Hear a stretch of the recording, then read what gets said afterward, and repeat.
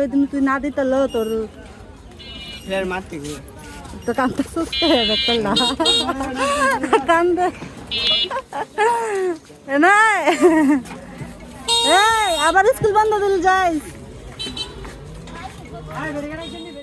আল্লাহ ছাড়া মেয়েদের আপন বলতে কেউ হয় না আর কবর ব্যতীত মেয়েদের কোনো বাড়ি হয় না দেখতে দেখতে 9টি দিন কিভাবে যে কেটে গেল টেরই পেলাম না বিদায়ের ঘন্টা বেজে গেছে চলে যাচ্ছি শ্বশুর বাড়িতে খালামণি আগাই দিতেছে আমার বড় খালামণি আমার আরেক মা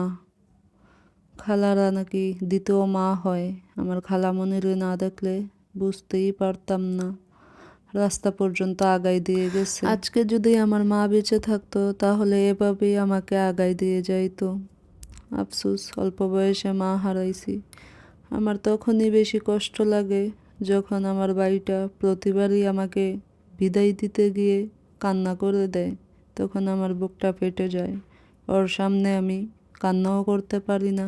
কারণ ওই অনেক ভেঙে পড়বে আমি তো আমার মায়ের ভালোবাসা আর স্নেহ পাইছি 18টি বছর আর আমার ভাই মাত্র 7 বছর বয়স তখন আমার মা যখন পৃথিবী থেকে চলে যায় এই ভাইটি আমার অনেক আদরের ভাইটি যখন বলে আপু তোমার কাছে থাকলে তোমার সান্নিধ্যে থাকলে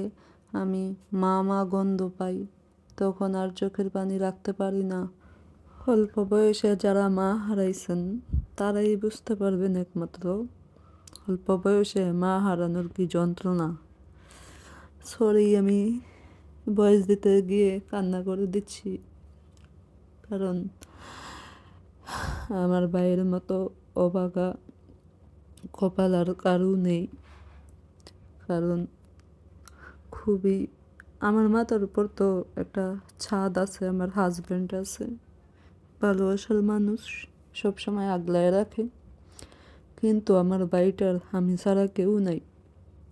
ওরা আগলায় রাখার জন্য আমাদের কষ্টটা তারাই বুঝতে পারবেন যাদের ঘরে সৎ মা আছে আমি দোয়া করি আমাদের মতো সৎ মা যেন কারু ঘরেই না হয় সব সৎ মা এক না অনেক সৎ মা দেখছি